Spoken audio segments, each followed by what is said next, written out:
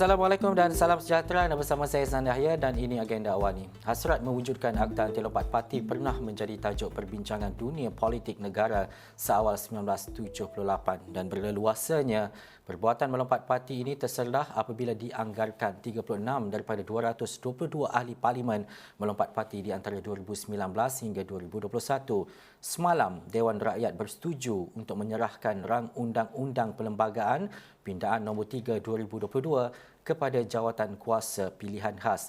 Dan hari ini saya bersama dengan Datuk Seri Azalina Osman yang juga ahli Jawatan Kuasa Pilihan Khas berkenaan. Assalamualaikum Datuk Seri. Waalaikumsalam. Ya.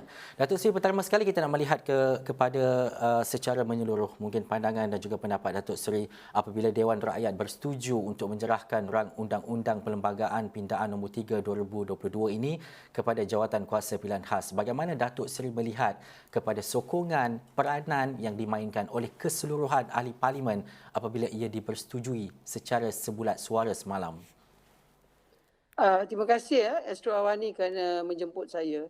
Pertama sekali sudah tentu menunjukkan satu komitmen bersama semua ahli parlimen semalam untuk menunjukkan keseriusan isu lompat parti kepada semua ahli parlimen. Tak ada seorang pun antara pembahas malam, sama ada ketua parti ataupun ahli parti ataupun yang daripada bebas, menolak kepada kewujudannya undang-undang lompat parti. Tetapi yang menjadi isunya yang perlu diselesaikan oleh Jawatankuasa Pemilihan Khas ialah definisi, interpretasi. Sebab daripada perbahasan yang kita dengar semalam, setiap daripada ahli parlimen mempunyai ukuran mereka sendiri, tanggapan mereka sendiri, expectation mereka sendiri, dan paling akhir ialah mereka semua sebagai orang parti, bekas orang parti ataupun bebas, memang mempunyai pengalaman yang praktikal tentang isu lompat parti lah. Di segi kelebihan, kekurangan, cabaran dan segalanya.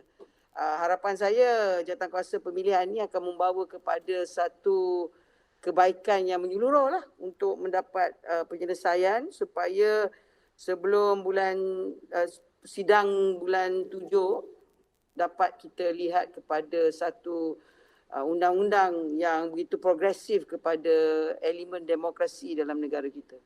Dan juga Datuk Seri, secara mudahnya kita melihat kepada bagaimana perkara ini diperjuangkan oleh Datuk Seri sendiri dan mereka mungkin yang terlibat.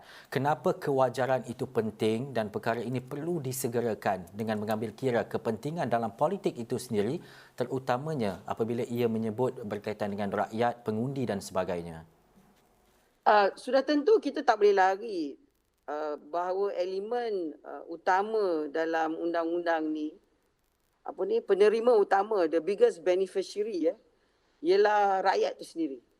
Sebab rakyat yang mengundi macam kita ni lah, kita order barang daripada Grab ke Shopee pun kita order A dapat B pun kita marah kan. Jadi ini pun samalah analogi dia. Berarti kita sebenarnya pengundi itulah yang menjadi keutamaan kepada perkiraan dalam undang-undang ini.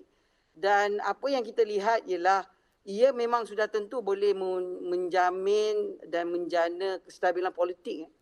Sebab kita tahu bahawa daripada sejarah pembentukan negara kita di peringkat Malaysia dan juga negeri-negeri, kerajaan kadang-kadang bertukar disebabkan isu orang-orang politik yang telah menang bertanding sama di peringkat parlimen ataupun peringkat Dewan Undangan Negeri bergerak dan menyebabkan kejatuhan mana-mana kerajaan. Sudah tentu ini akan menjadi satu kesan yang utama, itu mewujudkan kestabilan politik.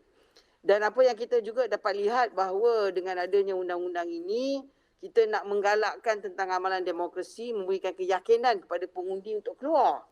Sebab kita tak nak pengundi kita merasakan seolah-olah mereka bukanlah ditipu, tetapi mereka merasakan seolah-olah undi mereka tidak penting. Seolah-olah macam mereka hanya memberi undi tiap 5 tahun sekali sebagai contoh, dan kemudian komitmen orang politik tu lupa kepada mereka.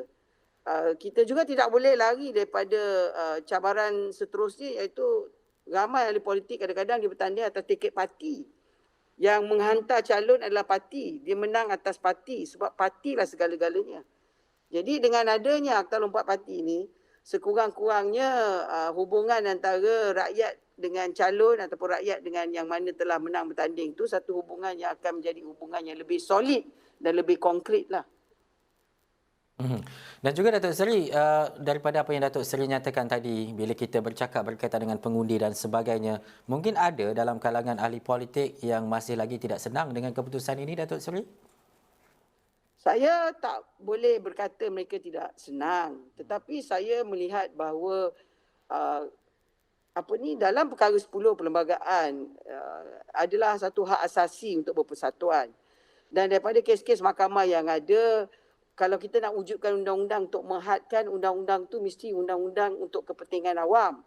Maknanya perlu adanya keseimbangan, balance antara undang-undang dengan hak asasi dan sebagainya. Jadi apa yang saya lihat, banyak ahli politik semalam, ahli parlimen, ahli wakil rakyat, ahli members of parliament semalam membahaskan tentang aspek-aspek senario-senario tertentu yang perlu menjadi ukuran dan kiraan kepada kami dalam jawatankuasa pemilihan khas untuk menilai dan mengira supaya mewujudkan satu level playing field, satu premis yang agak adil bagi semua pihak lah.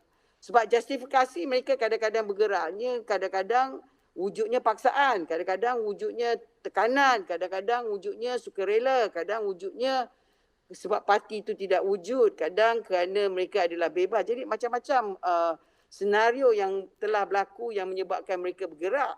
Jadi apa yang kita nak dengar daripada semalam yang kita telah dengar dari mana jawatankuasa pemilihan kena menilai ialah sesuatu middle ground yang boleh dilihat sebagai adil kepada bukan saja pengundi tetapi juga kepada orang politik dan juga kepada parti politik. Dan juga Datuk Seri, anggota jawatankuasa pilihan khas yang terdiri daripada 11 orang ahli parlimen termasuk Datuk Seri sendiri. Dan secara dasarnya sebagai pencerahan, bagaimana proses selepas ini akan berlaku? Sudah tentu akan adanya mesyuarat. Daripada keputusan semalam tu diharapkan mesyuarat ni dapat diselesaikan dalam masa sebulan lah. Mungkin mesyuarat ini mesyuarat bersama ni akan diadakan beberapa kali lah daripada tempoh bulan-bulan yang ditetapkan dan saya dimaklumkan kemungkinan adanya satu sidang khas yang baru untuk dijadualkan untuk bulan Jun untuk rang undang-undang ini kalau diterima oleh kabinet dan semua pihak dan kemudian mungkin semuanya berlaku sebelum bulan 7 lah, bulan Julai untuk persidangan sitting yang kedua parlimen adalah pada bulan Julai untuk tahun ni. Jadi tertakluklah kepada persetujuan parti politik dan ahli-ahli parlimen tentang rang undang-undang inilah. Dan pada persidangan jawatankuasa seperti yang Datuk Seri nyatakan tadi, jawatankuasa pilihan khas yang akan diadakan dari semasa ke semasa sehingga hujung Mei ataupun awal Julai nanti. Mana-mana pihak dijemput untuk menyertai dan juga dalam persidangan berkenaan. Bagaimana pandangan dan juga cadangan semua ini digarap bagi memperoleh sebenarnya penambahbaikan dan juga pindaan itu dilakukan dengan lebih baik, Datuk Seri? Sudah tentulah bukan saja suara politik tetapi juga suara daripada para akademik, pakar-pakar perundangan dijemputnya mereka-mereka yang mempunyai banyak pengalaman. Ini memang sudah tentu satu proses demokrasi amalan yang begitu terbaik. Sebab kadang-kadang pandangan orang politik ni kadang-kadang pandangan dalam format tertentu saja. Dan jawatankuasa pemilihan ni boleh menjemput badan-badan luar, pakar-pakar perundangan, pakar-pakar perlembagaan sebagai contoh yang dapat memberikan pandangan yang luar daripada kotak pandangan orang-orang politik. Kemudian mungkin pakar-pakar mungkin daripada negeri-negeri yang terlibat dan juga peguam-peguam yang begitu tersohor. Saya melihat ini satu gerakan ke arah sesuatu yang lebih proaktif dan sudah tentu saya memberikan sokongan dan memberikan sokongan kepada Yang Amat Berhormat Perdana Menteri selaku Ketua Majlis yang menyedari bahawa perkara ini perlu diselesaikan secara bersama dan pandangan semua pihak perlu dibawa bersama. Jadi ini satu langkah yang baik kerana ini adalah undang-undang rakyat, dan jadi perwakilan rakyat tu semuanya dibawa untuk berbincang. Ini lebih baik sebab kita tahu proses undang-undang dalam negara kita ni selalunya kerajaan sebagai kerajaan selalunya pembuat dasar kepada pembentukan undang-undang dan kemudian baru dibahas dan diundi oleh ahli parlimen. Tetapi kali ini dengan ada jawatankuasa pemilihan ini sekurang-kurangnya adanya satu persediaan sebelum dibawa ke kabinet di segi dasar untuk dibentangkan di segi kepahaman menyeluruh supaya kerajaan menteri-menteri kabinet akan membuat ukuran yang lebih luas dan ukuran yang lebih besar kepada pandangan, tuntutan, cadangan, teguran yang diberi oleh semua pihak. Jadi ini satu premis ataupun satu pendekatan yang terbaik sebab bukan hanya daripada satu aspek tetapi pelbagai aspek akan dibawa untuk penilaian semula oleh kerajaan melalui jawatankuasa pemilihan ini dan kemudian akan dibahas jika diterima dibahas semula di persidangan parlimen yang akan datang. Datuk Seri melihat kepada ruang dan juga jangka masa yang mungkin dalam tempoh sebulan ataupun sebulan lebih ini mencukupi kepada jawatankuasa pemilihan khas untuk mendapatkan input dan juga menilai perkara-perkara yang mungkin pandangan dan juga cadangan daripada semua? Sudah tentu saya tekan pada aspek positivity lah. Kata orang nak segi budaya, tak nak segi dalih. Kalau komitmen kerajaan adalah untuk mendapatkan penyelesaian yang begitu terbaik dan penyelesaian sebelum bulan 7, insya-Allah kita akan capai lah. Tapi kalau tak adanya, sebab kita tahu dalam negara kita sistem Westminster, pembawa kepada rang undang-undang banyaknya datang pada kerajaan. Walaupun saya telah cuba 2 kali membawa Private Members Bill, undang-undang persediaan, tetapi di segi sistem yang ada pada negara kita, usul kerajaan ataupun pembawaan government business tu diberikan keutamaan. Jadi saya haraplah bahawa daripada apa yang berlaku semalam menunjukkan satu komitmen yang lebih mendalam daripada semua pihak, sama ada pihak kerajaan, pihak parti politik pro kerajaan dan juga pembangkang kepada satu penyelesaian yang menyeluruh.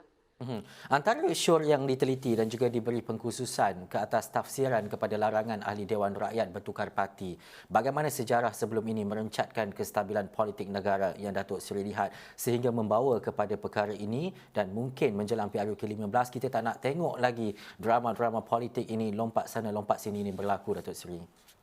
Sebenarnya ada negara dia tidak pegang kepada akta lompat parti yang spesifik. Ada kadang negara mereka mewujudkan apa yang berlaku pada negara kita lah, sistem kerajaan campuran melalui MOU dan yang ditandatangani antara pihak kerajaan dan pihak pembangkang. Maknanya struktur kerajaan tu dia boleh bergerak dalam pelbagai aspek. Saya tidak melihat ini sebagai sesuatu yang negatif. Kadang-kadang bila orang melompat tu, mereka mempunyai justification mereka sendiri. Sudah tentu bagi parti politik merasa tekanan yang besar sebab mereka bertanding atas tiket parti yang saya sebut tadi. Dan parti ni bila dia hantar calon, bukan calon tu hanya bertanding. Jentera pun diturunkan, perbelanjaan duit, gerakan rumah ke rumah. Jadi komitmen daripada parti ni lebih besar kalau orang tu bertanding bebas dengan bertanding parti. Sudah tentu perlunya satu elemen keadilan kepada parti politik sebab mereka yang meletakkan pelaburan investment kepada calon sebab calon atas tiket parti. Sebab kalau calon tu kadang-kadang dia rasa dia kuat, dia boleh pergi atas tiket sendiri. Tetapi yang sebenarnya justifikasi itu pelbagai yang selalu wujud. Dan selalunya mereka menggunakan alasan bahawa ini dilakukan untuk pengundi yang mengundi saya kerana rakyat memerlukan bantuan yang lebih daripada ahli politik ataupun daripada wakil rakyat yang menyokong kepada kerajaan untuk mendapat bantuan. Jadi lepas dia menang, dia bergerak pada kerajaan. Itu kadang-kadang senario yang kadang-kadang wujud. Tetapi kita tidak boleh lupa bahawa ada juga kadang-kadang dalam situasi ini, justifikasi itu walaupun boleh dilihat sebagai satu alasan yang bernas, tetapi kadang-kadang rakyat mengundi bukan kerana personality, kerana parti dan parti ini juga kerana falsafah parti tersebut. Mungkin kerana dasar parti tersebut. Mungkin kerana polisi parti tersebut. Itu sebab kadang-kadang dalam negara barat, mereka mewujudkan dana politik, akta dana politik ataupun mereka mewujudkan Constituency Development Fund. Jadi tak kisah siapa pun kita undi sebagai wakil rakyat, bantuan kerajaan kepada rakyat melalui wakil rakyat itu diberikan secara penetapan yang tertentu. Jadi adanya jumlah yang tertentu. Macam kalau kita ingat masa kami dulu pembangkang 22 bulan, kita hanya dapat 100,000 setahun. Hari ini pembangkang disebabkan MOU yang ditandatangani mendapat bantuan daripada kerajaan yang begitu banyak, begitu tinggi daripada berbanding dengan masa kami pembangkang. Jadi alasan justifikasi parti politik ialah mereka menyokong kerana memerlukan bantuan untuk pengundi dan kawasan mereka di bawah. Walau bagaimanapun, kadang-kadang bantuan ini boleh didapati tidak melalui lompatan, tetapi melalui MOU yang berlaku seperti hari ini. Walau bagaimanapun, banyak mempercayai bahawa menyeluruhnya rakyat mahu melihat bahawa calon yang dilantik tu diundi dan itulah yang dikekalkan. Itu sebabnya saya menekankan banyak kepada remedy recall. Recall remedy yang saya sebut ni lebih kepada memulangkan kursi itu pada rakyat. Sebab dalam recall remedy, senario dia berbeza, iaitu apa pun justifikasi orang politik, apa pun alasan, apa pun sebab tebuk atap ke pintu belakang ke tingkap, apa pun, biarlah rakyat tu yang menentukan sama ada wakil rakyat dia kekal ataupun tidak. Sebab bagi saya, kalau rakyat meletak kita di situ, biarlah rakyat menentukan bahawa dia meneruskan untuk kita tidak. Sebab kadang-kadang ada rakyat, dia memang seronok dengan wakil rakyat dia. Dia lebih kepada personality daripada parti.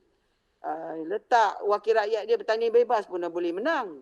Kadang ada wakil rakyat, saya tak nak sebut nama, dia pergi mana pun dia boleh menang sebab dia begitu terkenal dan disayangi dan dihormati. Jadi ini semua agak subjektif lah.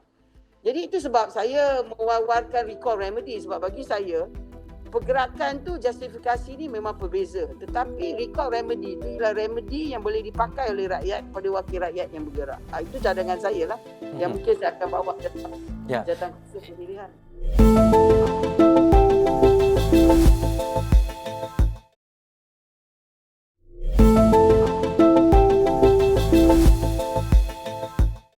Tadi Datuk Seri ada menyatakan banyak perkara antara sebab kenapa lompat parti itu berlaku. Satu perkara yang besar untuk dilihat dan juga dinilai oleh rakyat adalah berkaitan dengan kuasa.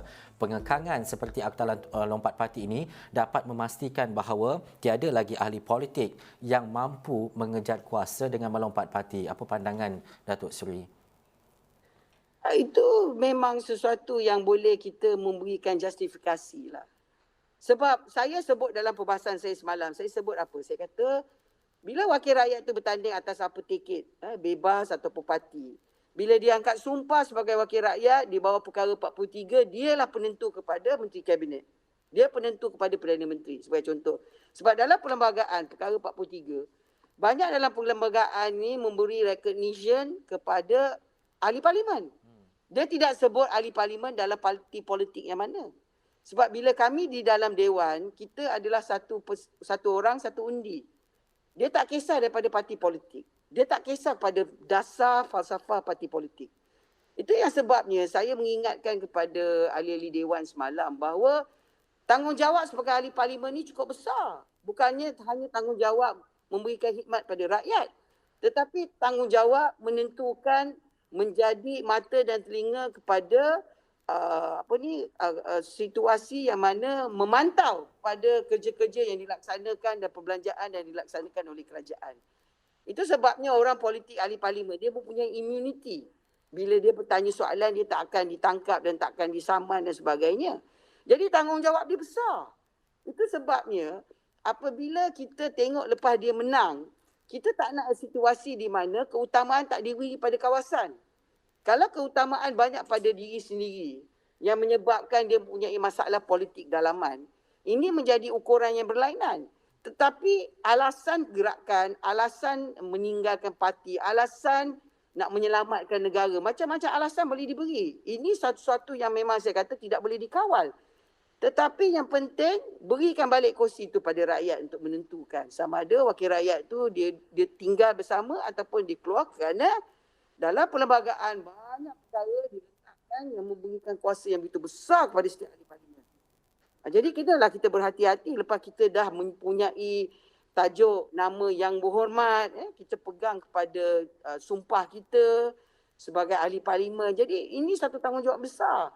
Jadi tak boleh hanya kita lihat di segi kuasa saja, tetapi lebih kepada tanggungjawab. Jadi bagi saya, kita memerlukan satu keseimbangan, satu balance supaya rakyat juga rasa puas hati atas pemilihan.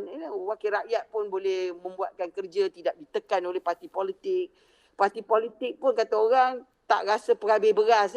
Letak orang ni lepas tu dah menang dia lari. Jadi benda ni semua adalah senario-senario yang kita lihat yang mungkin akan dibincang dalam jawatankuasa pemilihan. Datuk Seri menyatakan berkaitan dengan keseimbangan, bagaimana untuk kita mengharmonikan perkara ini dan seterusnya dipersetujui di peringkat Dewan Rakyat dan dibentangkan berkaitan dengan Akta Lompat Parti dan sebagainya. Akhir sekali, Datuk Seri, bagaimana Datuk Seri mengharapkan perkara ini untuk kita melihat sesuatu perkara yang lebih baik, terutamanya apabila kita melihat kepada sentimen-sentimen rakyat membawa kepada satu perkara untuk melihat kepada wakil rakyat yang baik, yang boleh diharapkan, yang tidak melompat ke sana sini, yang boleh memberikan komitmen bukan sekadar untuk berjuang dalam kuasa, berjuang dalam parti politik semata-mata dan akhirnya dapat membawa kepada sebuah kestabilan politik yang baik terhadap Malaysia khususnya, Datuk Seri. Sebenarnya bagi saya, keseimbangan yang saya lihat tu adalah lebih kepada tanggungjawab. Dan tanggungjawab ini adalah sesuatu yang sangat-sangat berat. Dan kita juga tahu dan menerima hakikat sebagai wakil rakyat daripada parti politik. Kadang-kadang tuntutan berlainan daripada wakil rakyat yang datang daripada parti bebas. Tapi juga kita tak boleh lari bahawa kalau kita tengok di segi parti politik macam UMNO, Barisan Nasional, walaupun tidak adanya Akta Lompat Parti, pilihan raya negeri di Melaka dan Johor, kita masih berpegang kepada elemen menandatangani perjanjian supaya mereka tidak lari. Sebab kita telah menabur banyak pelaburan kepada mereka sebagai calon yang mewakili parti kita. Tetapi di segi aspek calon yang daripada bebas, mungkin ukuran mereka dengan rakyat mereka berlainan. Jadi apa yang penting ialah dalam jawatankuasa pemilihan ini, kita memerlukan satu komitmen yang memang lebih konkret lah. Supaya keyakinan ini diberi selalunya kepada rakyat. Dan akhir sekali kita juga mahukan bahawa adanya keseimbangan, macam saya sebut banyak kali, antara wakil rakyat, antara tugasan sebagai ahli parti, tugasan sebagai wakil rakyat mewakili rakyat.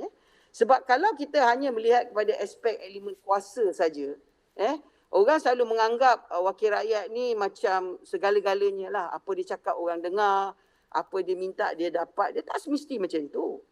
Wakil rakyat ini kalau kita tengok di segi kawasan dalam negara kita, kita bukan proportionate representation. Ada kawasan parlimen besar, ada kawasan parlimen kecil, ada kawasan parlimen luar bandar, ada kawasan parlimen kawasan bandar. Tetapi dalam perlembagaan kita, setiap wakil rakyat, setiap ahli parlimen satu undi. Undi dia sama. Itu sebabnya dalam perkara ini, kita perlu melihat kepada satu perubahan institusi demokrasi dalam negara kita mempunyai satu agenda reform yang menyeluruh. Macam saya sebut tadi, bukan saja Akta Lompat Parti, bukan saja dengan Akta Dana Politik, bukan saja dalam perubahan-perubahan di segi pendekatan, di segi pelantikan. Jadi perubahan ini secara menyeluruh inilah yang akan memberi jaminan yang lebih ketat kepada rakyat. Itu sebabnya daripada pandangan saya, mungkin Akta Lompat Parti ini adalah langkah pertama kepada negara kita ke arah yang lebih matang dan lebih progresif.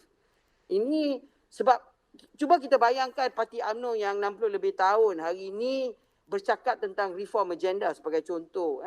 Membuat perjanjian dengan calon-calon kerajaan negeri, State Assembly di Johor dan di Melaka. Bercakap tentang perubahan, tentang reform. Menunjukkan bahawa Parti UMNO Barisan Nasional memaklumkan kepada pengundi bahawa inilah perubahan yang kita nak. Takluklah kepada parti politik lain ataupun individu-individu politician yang lain tentang komitmen perubahan mereka. Tetapi dengan adanya undi 18 dan automatic voting, automatic voters, kita tak boleh lari bahawa pengundi semakin bijak. Hmm. Rakyat boleh mempersoalkan sistem social media yang ada, sistem Facebook dan Twitter dengan Instagram, dengan macam-macam application.